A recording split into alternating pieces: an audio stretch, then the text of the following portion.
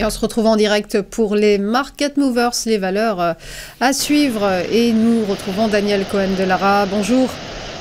Bonjour Roselyne.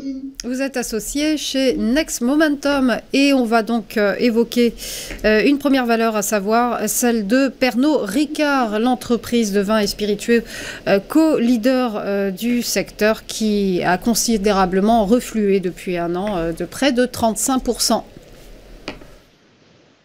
Et oui, les choses ne sont pas encore en train complètement de s'arranger, quoique. Alors là, on a un graphique qui est depuis la fin de l'année dernière et il faut surtout noter le canal baissier dans lequel l'actif évolue depuis le milieu du mois de février. Alors on descend, mais il y a peut-être une forme d'éclaircie qui peut voir le jour pour Pernod Ricard et je vais expliquer pourquoi.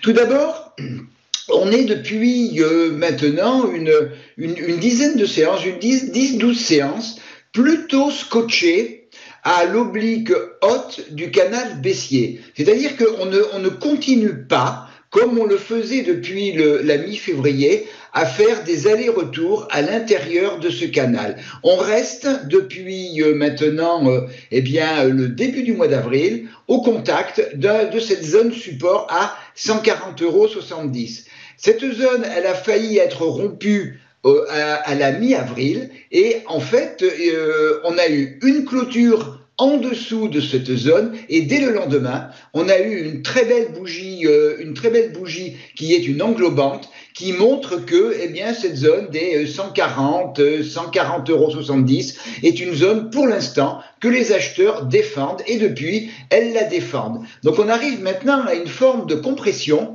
entre cette zone support à 140,70 et l'oblique haute du canal baissier.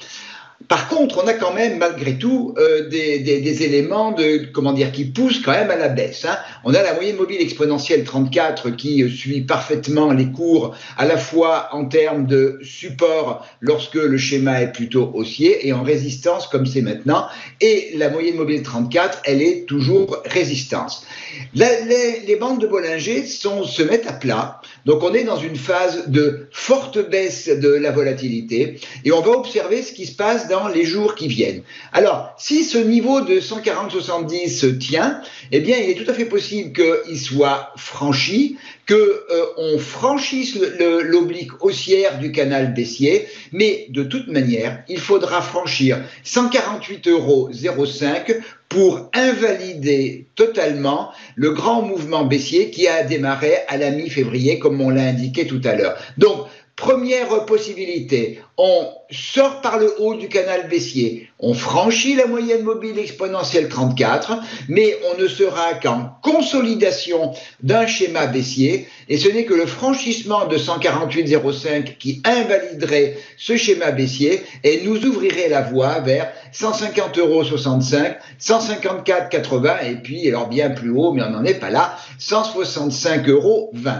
A contrario, si les acheteurs cessaient de défendre sous la pression, telle qu'on l'a vu, cessaient de défendre 140,70, les cours iraient certainement vers le niveau support en dessous, les niveaux support en dessous, à savoir 137,30, 132,15 et bien plus loin 125,60 €. Donc on va certainement avoir dans les jours qui viennent, en début de semaine, la réponse à cette question. Est-ce que 140,70 va lâcher ou à contrario, est-ce que l'on va franchir notre oblique haute du canal baissier, c'est-à-dire sortir par le haut de ce canal baissier? Réponse dans les jours qui viennent, Roselyne.